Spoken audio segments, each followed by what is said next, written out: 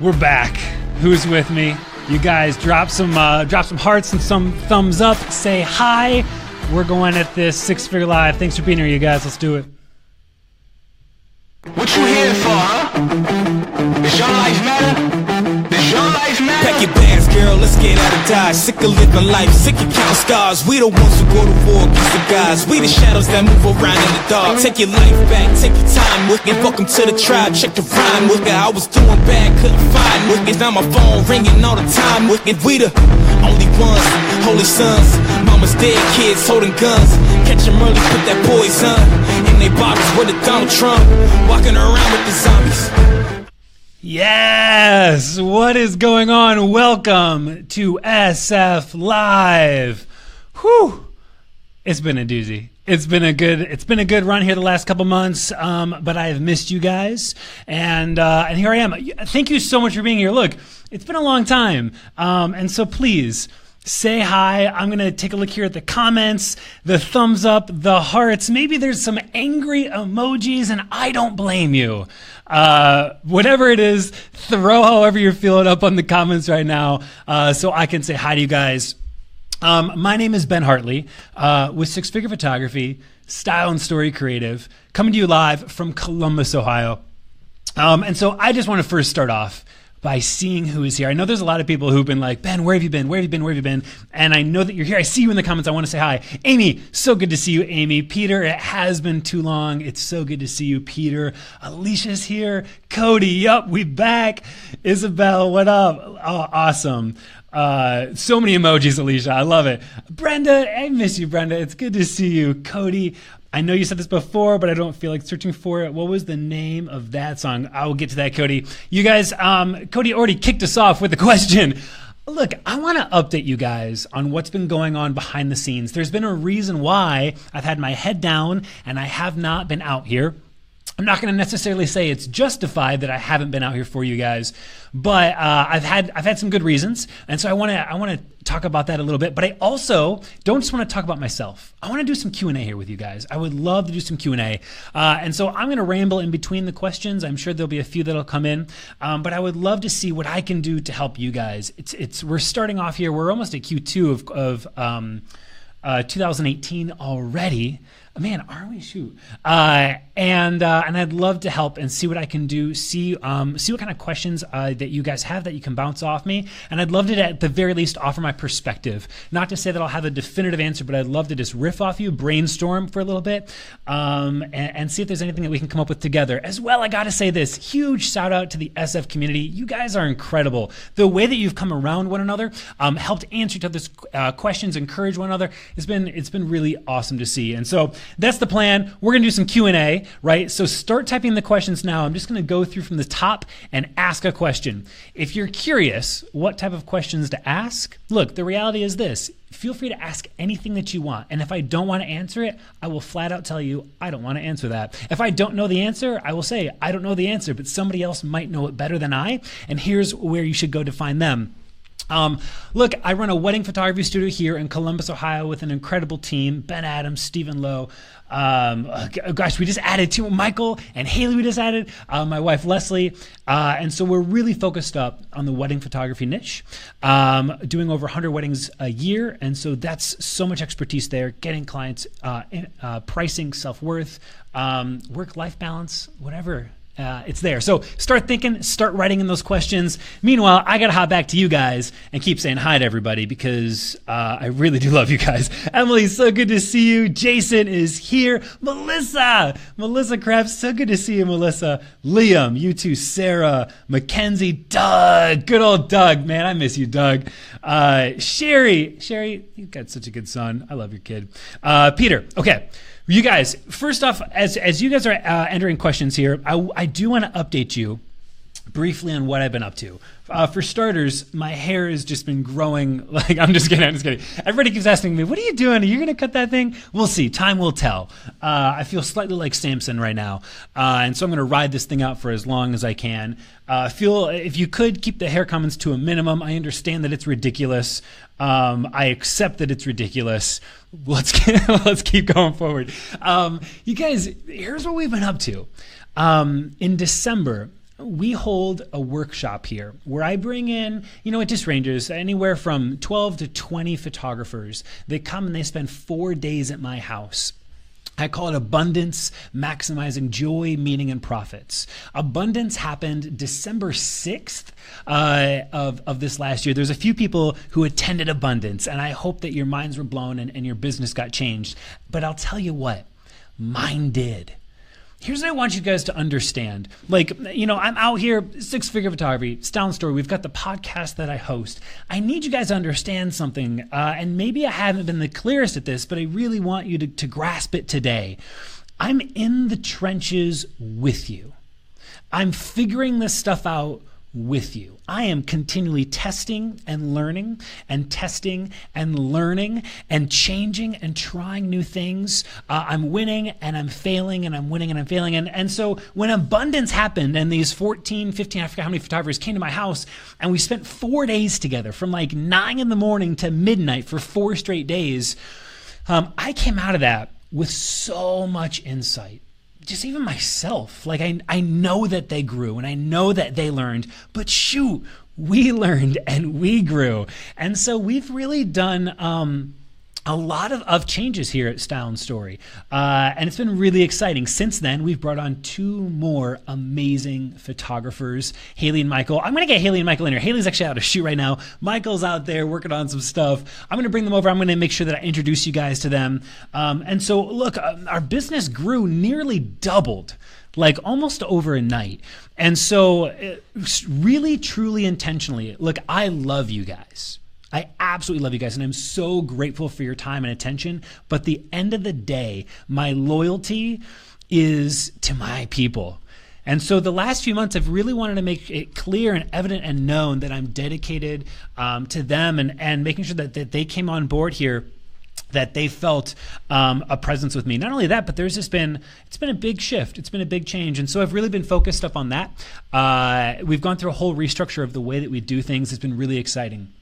And so anyhow, that's been one of the first things. The second thing is this. As I talk about the fact that I'm in the trenches with you and I'm figuring this stuff out with you, in season 2, and I'm officially calling this the pilot episode of season 2. And I understand that you don't make another pilot episode. That's just the first thing that happens in season 1. But you know what? I'm breaking rules. This is pilot episode of season 2. I want to level something out here, and I don't think I've been the best at this either.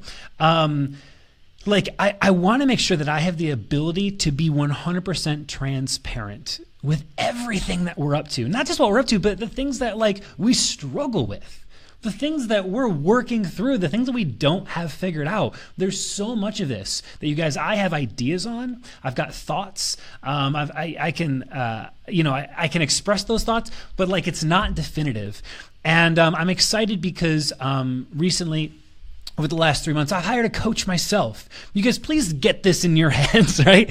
There is no magic bullet in business. There's no magic bullet in the photography industry. But if you do want to grow and you do want to move beyond where you're at, the fastest way to do that is to find and identify someone who's gone before you, right? Surround yourself with people. Look, this is why Style and Story exists with 5 of us, because greatness does not happen in a vacuum. And I sought out a coach. And so now I've got an amazing coach. Her name is Julie Woods. I want you guys, if you need a coach, she might be the one for you. This is more of a life coach rather than how to build a photography business coach. But it's been incredible for me. And one of the things that I've really discovered through this process is I want to bring you guys in on the process of the things that I'm discovering about myself. about my life, about my family, about this industry, photography, and about how to serve, love clients better. And I think, bar and large, the biggest things that I've been learning are conversations on topics on vulnerability and empathy. And it's going to be really excited to share some of that with you guys. And I think last year in the past, I felt like I had to have more concrete, definitive things to communicate and to help you guys build. And as I pull back the layers more and more, the thing that I'm truly passionate about is conversations on empathy, conversations on vulnerability, conversations on self-worth, and the mindset and what those conversations do that completely change your perspective on life, and that perspective on life allows you to build a better business. Essentially, the really cool thing about being a human is you can simulate. And all I mean is this. We're going to go heady for a quick second. Track with me here. Humans, people, have the ability to simulate, to project, understanding perspective and understanding people that have gone before them, the ability to project what's going to happen in the future if you do a series of actions. This has been really exciting for me because I've gained a new perspective and I've been able to see the outcome of what this is going to be in the next 5 years, 10 years, 1 year. And so I just want to share some of that stuff and really work in a super candid way about it with you guys. And so will you let me do that? I just want to ask, will you let me do that and come along me for that ride? So come along with me for that ride. All right, you guys, enough really about me. There's a lot more nuances of what's been going on, and I think I'll pull that back a little bit more. Even like, dude, we just got a new space. I should say this, another space. We've got another 600 square feet that we just opened up, and so we're renovating that. Feel free to follow us on Instagram, Style and Story on Instagram. Dude, we made a new website. Shoot, like new branding stuff has gone down, whole new website redesign, changing platforms. We've got a new editor that we've worked with. We're no longer with Shoot.edit. We've moved over to Freedom Edits. Like there's all these nuances at the same time.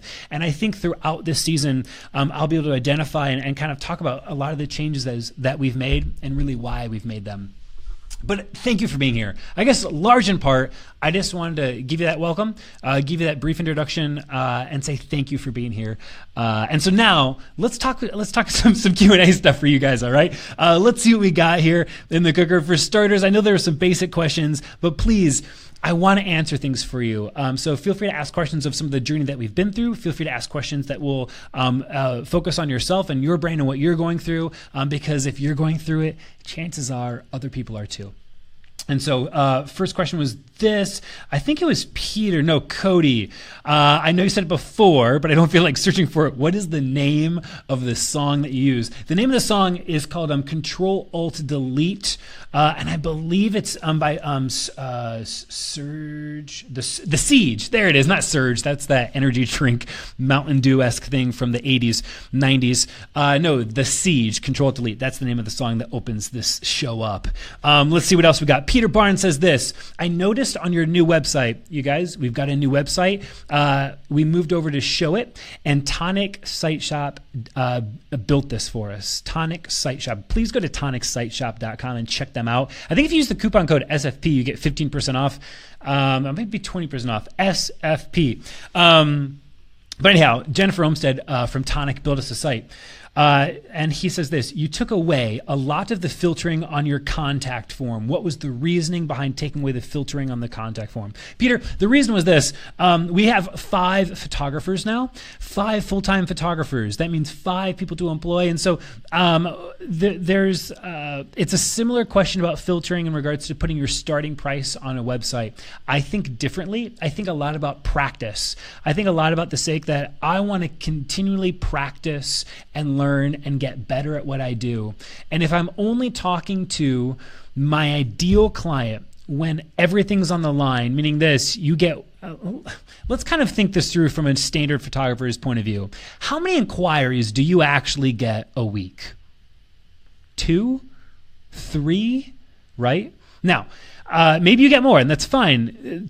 Continue to track with me. If you get 2 inquiries a week, and they are only your absolute ideal client, I bet if you put all the filters up on your website, you get 1 a week, right? 2 a week, whatever it is, and they're your absolute ideal client. They can afford you, they love you, all that stuff. You are only stepping up to the plate and making that phone call and having that meeting and sending that email and learning how to express your value proposition only and only when it's all on the line. To me, that feels a little foolish. I want to practice.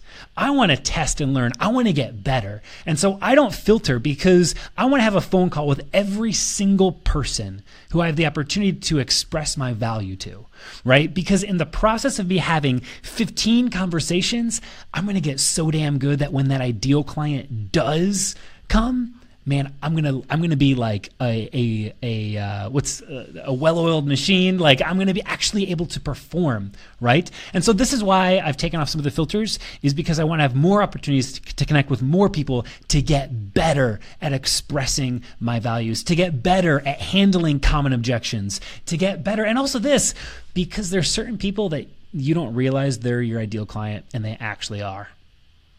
I can't tell you the amount of people that maybe they didn't fill out the form right off the bat, gushing with all this stuff about them and their love for one another and the mountaintop wedding that they're going to have, because they didn't have time, because their little girl was tugging on the shirt saying, "Mom, will you go outside and play with me?" And they didn't have time, and so they press send. And when I get the opportunity to pick up the phone and listen to someone and have a conversation with someone, I can actually deduce that, you know what, maybe they're just a shitty writer and they didn't want to take the time to fill out all this writing on the form, but they have an amazing communication skill that just needed to be expressed in person. And so I think that there's a lot of times that we dismiss people as our ideal client, when in all reality, they might just be. It's a really good question. Long-winded answer. Thanks for asking, Peter. Victoria, good to see you. Joe's here. Alicia, awesome. Anthony, good to see you. Anthony says, my hair's not ridiculous. It's gorgeous. Anthony, thank you so much.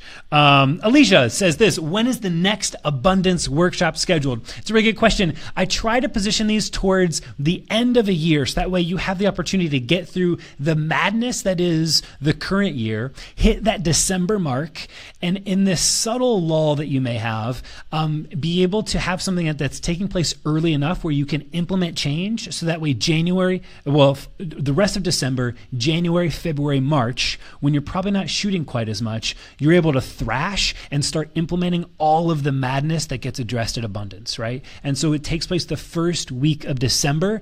That's a loose timeline, first week of December. I've got to take a look at the dates and figure it out. It's usually going to be Sunday through, Sunday, Monday, Tuesday, Wednesday. Sunday through Wednesday is usually what we do right around the first week of December. So mark your calendars, start calling off work now, because it will sell out. I'll also say this, it'll be the first, again, I've got to take a look at how many people we're going to let in this year, the first 15 or so people, and that's where we cap. Great question. Nate! Dude, Nate, so good to see you here. Biggest giver I know. Nate, you guys, by the way, I had the opportunity to hang out with Nate at WPPI.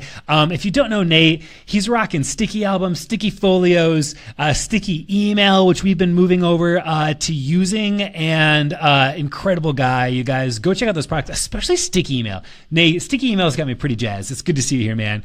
Michael, you don't have to compliment me anymore. You're hired, man. You're good. You're in. You don't have to tell me I'm handsome, man. Alicia, awesome. Greatness doesn't happen in a vacuum. So cool. Steven, it'd be awesome to see you at Abundance, by the way. Bowling redo. Doug, it's so cool. Okay, question. Brenda's got a question. Brenda says this, I'm looking at my starting price of $1,900 and desired booking price of $3,400. Again, so Brenda's a wedding photographer. She starts out at $1,900. That's her starting price point for her collections, introductory packages. And then she wants to get her average, her desired average to be $3,400. Okay, cool. And I think there might be too large of a leap. What span do you think is doable percentage-wise, perhaps? It's a really good question, Brenda. I don't think that's too large of a leap. However, I will say this. It would be too large of a leap, Brenda, if you have 3 packages and you start at $1,900, then you go to $34, and then you go to something else. I think this is a great situation where a 4-package collection setup would make a lot of sense, where with 4 packages, you've got your top one. We'll call this package number 1. Your top one's really anchoring things. Let's say it's a $10,000 package, hypothetically, right? Don't quote me on these numbers. But again, this is a psychology thing. From there, then, you get to go down, Brenda, and you could could go to your $3,400 package. Again, maybe your anchor is not 10, maybe it's 6, right? But then you get to go down. You've got your 6 to anchor. You go down to your 3,400, right? And that's going to be there. And then at the starting point, you've got package 4, which is your 1,900. There needs to be one that separates those two. So maybe it's 1,900 and then maybe like 2,600, and then you land on your 34. That could be a potential idea. The other option too, Brenda, is you could just load that 34 up with so much friggin' value that it just makes sense. What this could be is your $1,900 package could be 6 hours. You could do no high-res files unless they have print. It could be a basic album, 1 photographer, and that's about it. Whereas your $3,400 package could be like a 12-hour day, 2 photographers, an engagement session, a larger album, all the digital files. And at that point, you're stacking on so much value that the price difference could make sense.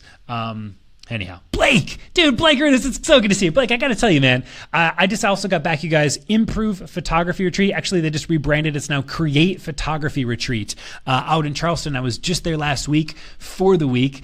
It was my first ever creative photography workshop, meaning this: I'm normally out there talking about pricing, providing value, understanding your own value. It's all very like mindset-based stuff. This was a photography workshop that I got to be at for a week, and I did 6 hands-on classes that were hands-on shooting and lighting classes, and it was so damn fun. And so maybe I'll tap into a little bit of that this year too. Okay, cool. But it's good to see you. It's good to see you, Blake. I bring this up because I met a couple guys that were in the same line of Photoshop tutorials that you are. You guys, if you look, I never touched on Photoshop whatsoever. F64 Academy. You need to go check out F64 Academy. Blake is he's like one of the smartest guys I know when it comes to Photoshop. His gradient mapping stuff just like blew my mind. So go check out Blake Rudis, Rudis, F64 Academy. If you're really interested in editing, especially commercial stuff, take a look at what he's up to. It's incredible. Okay, let's keep going. Steven's talking to Brenda. So cool. Victoria, besides albums, what print products do you find that couples love to purchase the most? Print sizes, etc. Victoria, this is a great question. I think a lot of this has to do with a couple things. The first is what industry you're in. I think there are subtleties, there's differences, there's unique products when you're selling to maybe a newborn client, a new mom who's looking for things for the nursery, for that type of stuff. And then there's a difference, with a wedding client. That being said, the overarching theme here, Victoria, is that your clients will buy what you show them. And so you get to steer this ship, right? Now, there's a few things that are maybe a little bit like hot items. Like I think acrylics are really cool. I'm a sucker for acrylics. I'm a sucker for canvases. And I still loved a matted framed behind glass piece. Like the most traditional piece you could do, framed, matted, and glass. But ultimately it comes down to, Victoria, it comes down to what you show and what you're excited about. If you can show a client a piece in your own home, something that you've bought that you're really excited about, that you have to offer them and they can see it and experience it, they're going to want that too. And so that'd be my challenge, I think, to create a sample piece, but to also own whatever it is that you're going to sell. If you want to sell and you get excited about acrylics, then you need to go buy some acrylics and put them on your own wall in your own house of your family, right? I think that's a thing. And you can talk about that, and then you can show them physically the acrylics in the studio. That's exactly what they're going to get jazzed about and what they're going to buy, okay? That's my answer to that one. Mike, good to see you here. Maisha, what's up, Ben? Dude, I'm doing really well. Everyone just keeps talking about the damn hair. Peter says this: from the time that Sold was created to now, how much have your sales tactics changed? Will Sold be updated to reflect the new strategy, similar to how Book is continually updated? Peter, this feels like a planted question, and it's not. Peter, I'm going to be completely redoing Sold. What Peter's referring to here is I've got 2 things that I've made for you guys. One is called Booked. It's essentially the guide for everything that I do to get leads in the door and to book them, right? It's how we manage to have 5 full-time photographers. It's how we manage to do what we do, is because we've got such an influx of leads. And so I just kind of break down the playbook of every single thing that we do. But Peter's also referring to something that I have called Sold. And Sold breaks down the pricing strategy and structure, the intent of how we actually strategize guys our packages, everything from kind of high level core pricing structure and strategy, what to charge when first starting out, when to raise your prices, all that type of stuff, making sure that your value is in line with your pricing, to in-person sales, albums, prints, wall art, how you hold an ordering appointment, all that type of stuff.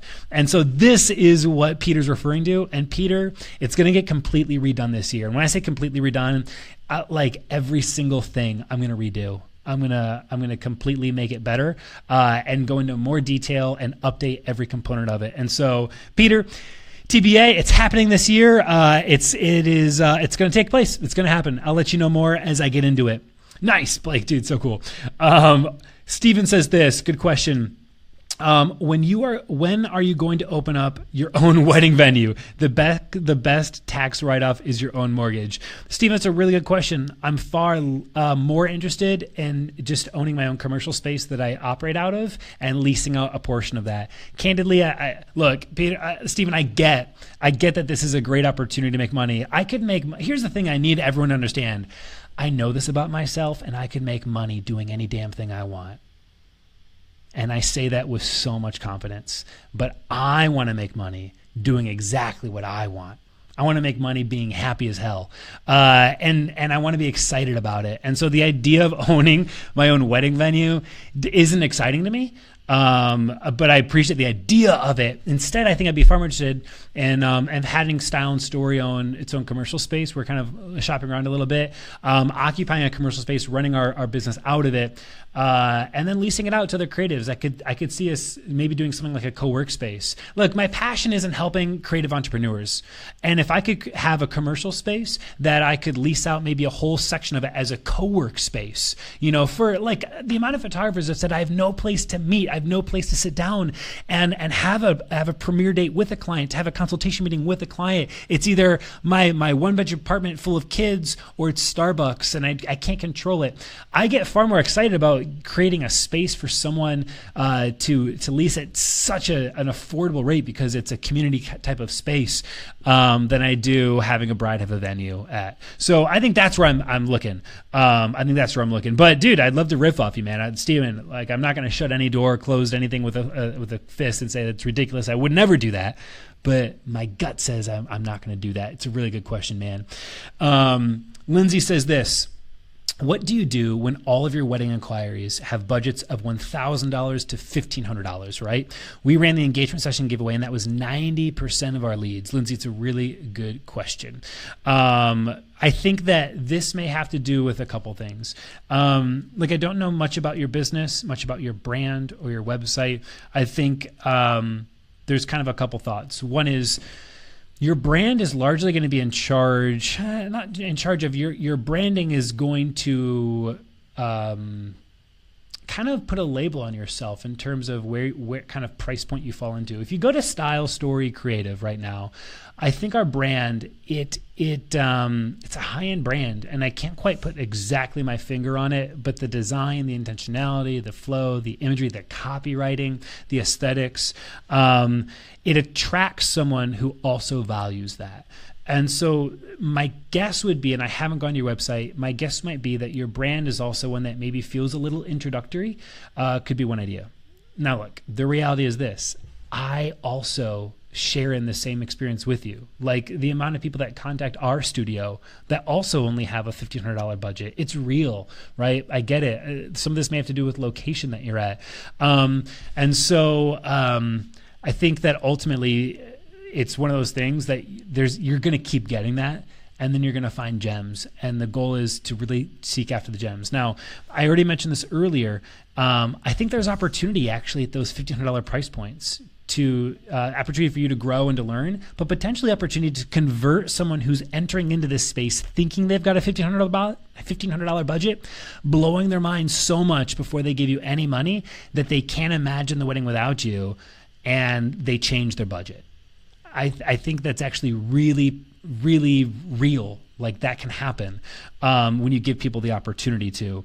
And so Yeah. The next thought would be this, Lindsay. If you're getting these leads from the engagement session giveaway, maybe too, you could get more focused in your giveaway in regards to calling attention to specifically, who you're for or who it's, what it's about, trying to get really specific on some keywords to identify someone who maybe would fit into a slightly different price bracket. Maybe it's even interests, identifying maybe a more affluent client, what are their interests, and trying to direct that ad to them could be another idea. But look, Lindsay, the struggle is real. I just want you to know that. I think there's a lot of people in your situation and the struggle is real.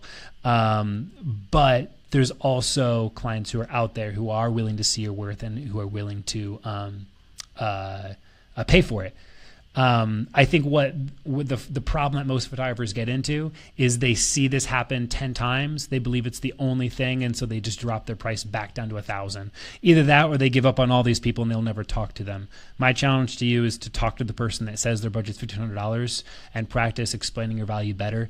Because the better you get at it, the more you're going to attract someone who's going to pay $5,000. Alicia says this, have you thought about spreading out beyond Ohio? No, Alicia, I'm not going anywhere. Ohio is my land. Ohio is my place. I got all my babies here. My parents are here. My in-laws are here. All the people I like are here. There's a lot of people I like that are elsewhere, but I'm not planning to go anywhere. And that really has to do with the kids more than anything. Target ad with HHR 150K. Yeah, exactly, Steven. So Lindsay, going back to that, Steven's got some great value for you there. Like, it just goes back to being more specific on some of the specifications that you're targeting. So he's saying, your income, household income, to be 150K. You could also go a route that is less direct than that. Sometimes Facebook's algorithm for calculating household income is not accurate. And one way to kind of go about targeting a more affluent client is to identify interests that an affluent client has, and target someone who shares in those interests, right? So that could be another way of going about doing it. Mike says this, how are the Fujis holding up? Mike, the Fujis, we're still shooting Fuji. We're on mirrorless. The Fujis, Mike, we love the Fujis. We break our Fujis. We're really hard on our gear. We've had to send our Fujis out maybe 4 or 5 times already, Mike. And so the Fujis aren't holding up as well as I would like from a durability standpoint, but I'll also say we haven't had to pay for anything. So if the eye cup keeps falling off of our damn Fujis is what happens. And then we send it out and they replace it for free. So there's been a lot of issues in regards to durability. And so, I'm looking forward to the Fuji X-T3 and hopefully January. The H1 potentially we might pick up. I'm also dabbling on the idea of just getting a Sony A7 III and a couple lenses just to play around with it. So there's also that. Okay, cool. Alex says this, am I able to find previous shows on Facebook from season 1? Alex, yes. If you go ahead, Alex, and you click on probably videos, I forget, where did we leave off, by the way? Does anybody know? It was probably close to 200 episodes of content that are there for you, Alex. So click on videos under the Six Figure Photography page, I think on videos, or just scroll down and there's like 200 some episodes for you. Man, you guys, I'm going to take a couple more questions and then I got to get to work. I got to get back to work. Okay, cool. Let's see. Cody, when you thrash, let me define thrash for everybody. When Cody says thrash, this is a term I learned from Seth Godin in his book Linchpin. The term thrash means to test and to learn, and then to test and learn and to just keep changing. When I say thrashing, I mean I'm looking for opportunities to change and evolve and get better before change smacks me in the face. So that's what we mean by thrash. Cody says this, when you thrash, how do you turn it off to be able to spend time with the family? I find myself wanting to stay up all night to keep improving, learning, growing, but that's not really conducive to spending quality time with the wife and kids. Cody, the reality is this. Year 1, I didn't. Year 2, I didn't. Year 3, I didn't. Year 4, I didn't. And then I had kids. Okay. So I had a luxury of being in business with my wife, and we went hard year 1 through 4 together. Okay. Then I had babies and shit got real. And I had to have a long, hard look at myself and my life and the legacy that I was leaving. And I made a decision that and you can still do this, Cody. You can still go hard and you can still thrash and you can still kick ass on your business and you can still go home at 5 and spend time with your kids. Go home at 4, right? It just means getting up at 5 it means staying up until 2. And so you've got 2 options. You go hard, from 5 a.m. to 4:30, and then you go and have dinner and you focus entirely up on your kids. Or if that sounds a little ludicrous to you, that's fine. You go hard from 9 p.m. to 2 a.m. Okay? And that's your time to double down.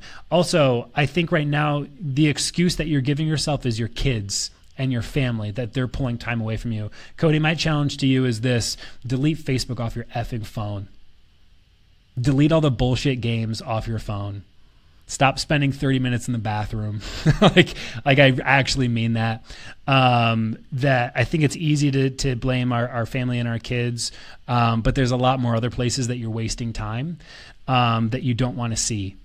And so cut out the other bullshit and then focus us up on those 2 things. I say all that with love, Cody, and I know that you know that. Peter says this: what is your reasoning for switching to Freedom Edits from Shoot.Edit? This was a really big move for us, you guys. I need you to understand something. Peter just brings up a question. Our editor has changed. We were with Shoot.Edit, and we have moved away from Shoot.Edit, and we've gone to Freedom Edits. Guys over from the UK. The reality is twofold. First off, I think Shoot.Edit can be a great solution for a certain company. But at the end of the day, it was not the best solution for us. I think we, with the degree of photographers that we have, the 5 photographers that we have, our shooting style, lots of off-camera lighting, the hand-holding that kind of we wanted. And I would say hand-holding, I just mean the ability for us to look at our editor face-to-face over Skype and watch them edit some of our work, and have them watch us edit some of our work, to actually have that personal touch, to have someone who would directly use our presets the exact way that we've designed them. I think that was one of the big reasons we left. I'll be candid. Peter, Freedom Edits is more expensive, right? Freedom Edits is more expensive. But at the end of the day, they're doing things like black and white conversion with us using our custom black and white preset. We get the opportunity to Skype with our editor. They're doing skin retouching and spot removal, with some of our stuff. Just really listening and we've just, I guess it just comes down to this. We felt a better service. And I love Shoot.Edit. I love the people behind Shoot.Edit. I think it can be a great opportunity. But it started to just stay like this. And we just didn't feel like we were getting anywhere. And this was after close to 2 years of being with him. We just didn't feel like we were getting anywhere. Any breakthroughs, it just constantly felt like this. The other thing, look, I will be so candid right now because my loyalty is to my team. Next, my loyalty is to you guys. Just pull back the curtain real quick. Family, my team, you guys, and then the people that the people that support me, my vendors. But I will never choose to push a product to a vendor to you guys if I don't believe in it. And candidly, I don't know how many times I had to see or hear a direct message or a text or a comment of disappointment from somebody from Shoot.Edit, and it just made me really bummed. It's just hard to stand behind a product that other people are being let down by and disappointed by. It's hard for me to believe in it. Everything that I do in life is about conviction. It's about actually believing in what I'm doing. And so to see other people be continually let down, it felt hard to stand behind that, right? And so I've just received something very different from Freedom Edits, and I can't speak more highly about the community there, the guys there, how much they care for their clients, and the imagery that they create. And so go check it out. I don't have any discount code or anything for Freedom Edits. I got to know the guys at Show It United, and then I got to know them further at WPPI, and got to know some of the other photographers who they had been working with. And so that's where we're at. We are with Freedom Edits, and we're really happy about it. And so it was a bummer. I really did want Shoot.Edit to work out. And again, I think it still can work out really well for certain studios. But for someone who maybe requires a little bit more personal touch and care and finesse behind the imagery, it did not do the trick. It just didn't do the trick, right? So that's where we're at. Oh man, Stephen Kim. I love Stephen's question. Stephen says, "How do I move from shoot and burn to in-person sales? Lowest packages, including standard res. So scary to sell that to a millennial, but challenge is accepted." How do I move from shoot and burn to in-person sales? Stephen, you move from shoot and burn to in-person sales by not being a door number 2 photographer. What I mean is this. What's behind door number 2? I think that a lot of people who are wanting to go to in-person sales, they feel like they can't talk about digital files at all. That to talk about digital and all the stuff that they're not gonna get, or the priority that like we did, it's kind of taboo, and we just need to have everything just be all about print, everything be about print, everything be about print. And I hope they don't ask the question. I hope they don't ask, how do I get the digital files? And the idea is this: when you keep it behind door number 2 and you don't address it and you don't talk about it and you're terrified of it and you don't want the client to bring it up, they're going to bring it up. They're going to get really excited. It's going to add more energy to the idea. It's going to give it more attention than it even deserves by trying to ignore it. And so my challenge would be to handle the objection straight on. To not like to just own it and treat it and address it for exactly what it is. And to also understand that they are not mutually exclusive. That you can get to give your digital files and satisfy that need. You guys, I think in 2018, for a wedding client, it's a need. I'm not talking portraiture. I'm talking a wedding client. In 2018, to deny a bride and groom the digital files, I think is a disservice. I think it is a need. But to over-energize the concept that digital files are the root of all evil, I think is also the wrong move. And so you can do both. It's not mutually exclusive. You can give digital files and you can acknowledge that they're there for a reason, but you have something far more awesome to make sure that they have. That at the end of the wedding, they have something real that they get to hold, that they get to put out, that they get to show. I think that'd be the start of that conversation. It's not be so scared of it. It's really not that scary. By the way, let's keep going here. Man, I'm going to do 2 more questions, 2 more, and then I've got to get to work. You guys, I've been, by the way, I'm so grateful that you guys have questions to ask. And so maybe what I'll do is I'll hop on and I'll see if there's any questions that I missed, and I'll try to reply to you guys just in the comments. Ryan says this: have you found struggling finding a balance between style and story and 6-figure photography? I have a second career, and I find I'm mostly working reactively now to whatever needs attention at the moment. Do you plan your weeks with days specific to each? Ryan, I do not plan my days specific to each, because the reality is this: as an owner of both companies, every damn day there's a fire to put out, and every day my attention is here and it's here and it's here. And so I currently don't. I'm not saying that's the right thing to do, but that's currently how I do it. Yes, of course, there's a balancing act. And of course, there's a struggle to focus. And you've seen this. The reality for me is I'm okay unbalancing. The fact that I left you guys for 3 months bummed me out. But I'm also really okay with it. I'm really okay with the fact that Style and Story, my wedding photography studio, needed me. That the photographers needed me, that my clients needed me. And I'm okay saying, hey, I'll see you guys in a few months. I'm going to focus up and build and keep building this business all in, 100% dedicated. I was very okay with that. And yet I'm very okay coming back and saying, this is what I was up to. And I think it's just because of an honesty behind it. You know, like, I love you guys. I want to see your business build. But at the end of the day, I'm also running a photography studio myself, and it's priority number 1 to a degree, right? And so I think the trick, Ryan, is to try to do both simultaneously. And maybe that's what I meant by saying I'm going to try to be a little bit more authentic in season 2 in terms of rather than not making content because I don't feel prepared, making content that is unprepared. Making content for you guys, it's actually content about Style and Story. Maybe just bringing you guys a little bit more along for the journey. So there we go. That was question number 1. This is the last question, and then I am out. I'll hop into the comments. Peter says this: I'm replacing one of my X2 batteries with the XH1. I have no clue, Peter. I don't have an XH1 yet, and I don't know anything about the tech specs, so I can't tell you about batteries there. 201, Cody, 201 episodes. Awesome, cool. Victoria, thank you. I really appreciate Victoria. Okay, Timothy, last question, says this. Timothy, How would you go about landing those awesome international destination weddings? I tried a targeted ad and it wasn't so hot. Also, how do you charge? Oh, this is a 2-for-1, damn it. Also, how do you charge wedding prices plus travel when it would be cheaper for them to find a local photographer? Question number 1, how do you land an awesome international destination wedding? Timothy, I will first say this is not my expertise.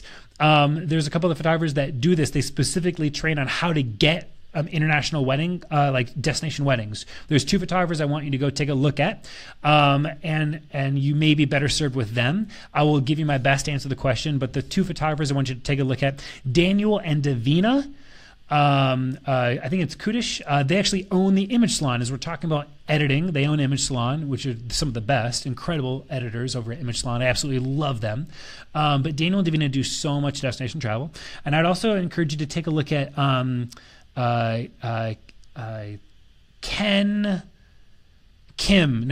Man, I'll have to take a look. I forget his name.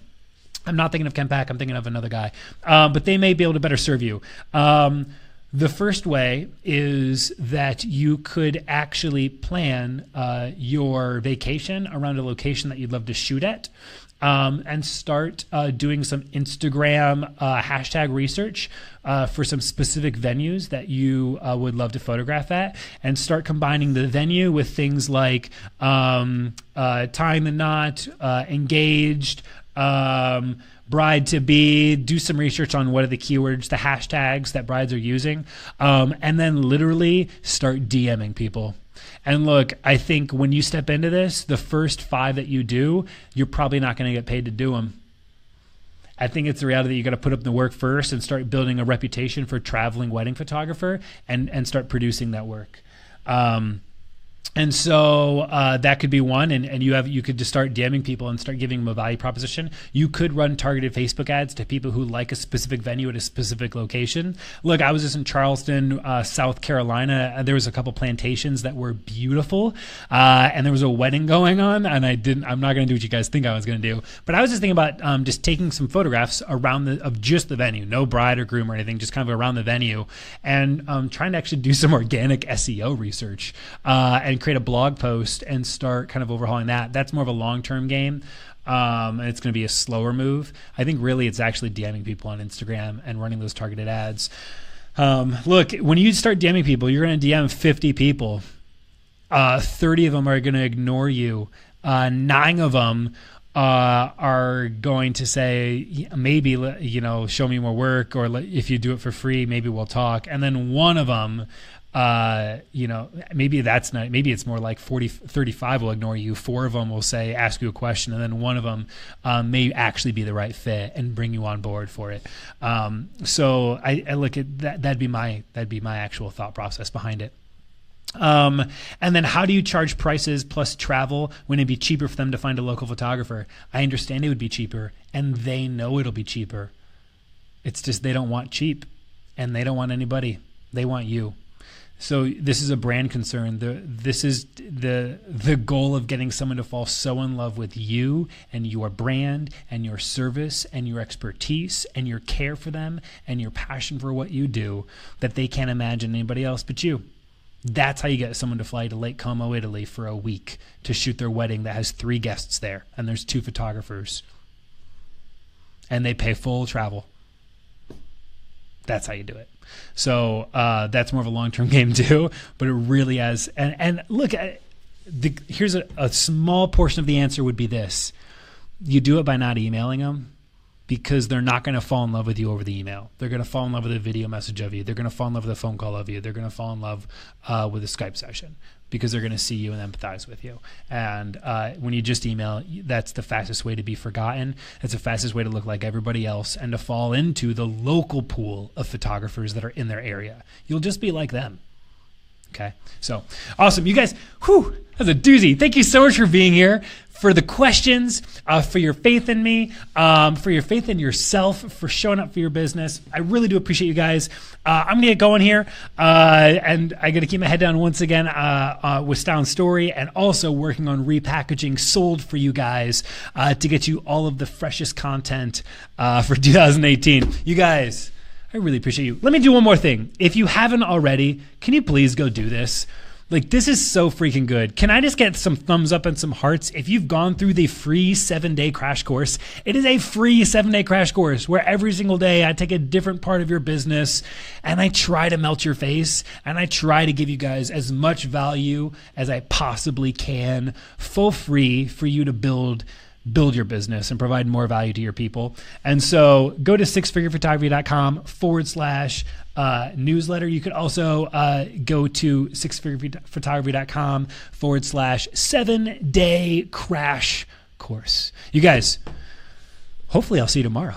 Bye, everyone.